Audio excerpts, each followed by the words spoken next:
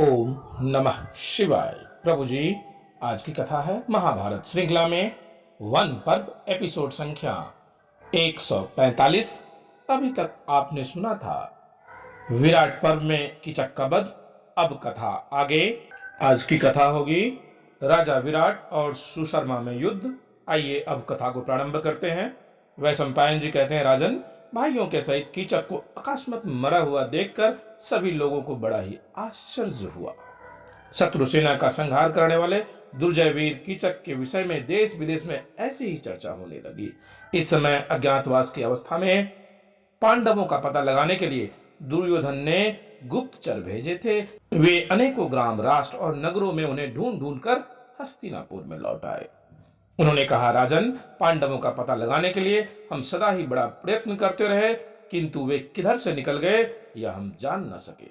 हमने पर्वतों के ऊंचे ऊंचे शिखरों पर, भिन्न भिन्न देशों में, जनता की भीड़ में तथा गांवों और नगरों में भी उनका बहुत खोज की, परंतु कहीं भी उनका पता नहीं लगा। मालूम होता है वे लोग बिल्कुल ही नष्ट हो गए। हाँ, एक बड़े आनंद का समाचार है। राजा विराट का जो महाबली सेनापति कीचक था, उस पापात्मा को उसके भाइयों सहित रात्रि में गुप्त रूप से गंधर्वों ने मार डाला है। दूतों की यह बात सुनकर दुर्योधन बहुत देर तक सोचता रहा। सभासदों से कहा, पांडवों के अज्ञातवास के इस 13वें वर्ष में थोड़े ही दिन शेष है। यदि यह समाप्त हो गया तो सत्यवादी पांडव मदमाते हाथी की तरह विषधर सर्पों के समान क्रोधातुर होकर कौरवों के लिए दुखदायी हो जाएंगे। यह सुनकर कर्ण ने कहा, भरतनंदन, तो शीघ्र ही दूसरे कार्यकुशल जासूस भेजे जाएं। वैशंपायन जी कहते हैं, सुशर्मा ने अपने पूर्व वैर का बदला लेने के लिए त्रिगट देश के सभी रथी और पदाति वीरों को लेकर कृष्ण पक्ष की सप्तमी तिथि के दिन विराट की गौएं छीनने के लिए अग्निकोण से आक्रमण कर दिया। उसके दूसरे ही दिन समस्त कौरवों ने मिलकर दूसरी ओर से जाकर विराट की हजारों गौएं पकड़ ली। अब छद्मवेश में छिपे हुए अतुलित तेजस्वी पांडवों का 13वां वर्ष भली भांति समाप्त हो चुका था। इसी समय सुशर्मा ने चढ़ाई करके राजा विराट की बहुत सी गौएं कैद कर ली। मत्स्य देश वीर नगर से निकलकर व्यूह रचना की और त्रिगर्तों को पकड़ लिया। बस दोनों ओर के वीर परस्पर शस्त्र संचालन करने लगे और उसमें देवासुर संग्राम की तरह बड़ा ही भयंकर और रोमांचकारी युद्ध छिड़ गया। सुशर्मा बड़ा ही बांकुड़ा वीर था। उसने मत्स्य राज की सारी सेना को अपने प्रबल पराक्रम से रौंद डाला और फिर राजा विराट को जीवित ही पकड़ लिया और अपने रथ में डालकर चढ़ दिया। यह देखकर कुंती नंदन युधिष्ठिर ने भीमसेन से कहा, महाबाहो, त्रिगर्तराज सुशर्मा महाराज विराट को लिए जा रहे हैं, तुम उन्हें झटपट छुड़ा लो। धर्मराज के ऐसा कहने पर भीमसेन ने बड़ी फुर्ती से अपना श्रेष्ठ धनुष उठाया और सुशर्मा पर वानों की वर्षा करने लगे। भीमसेन ने गदा लेकर विराट के सामने ही सैकड़ों हजारों रथी, गजारोही, अश्वारोही और प्रचंड धनुषधानी सूरवीरों को मारकर गिरा दिया। अनेकों पैदलों को भी कुचल डाला। ऐसा विकट देखकर रणोन्मत्त सुशर्मा का सारा मद उतर गया। फिर वह भीमसेन पर बार बार तीखे बाण छोड़ने लगा। यह देखकर सभी पांडव क्रोध में भर गए और घोड़ों को त्रिगर्तों की ओर मोड़कर उन पर दिव्य अस्त्रों की वर्षा करने लगे।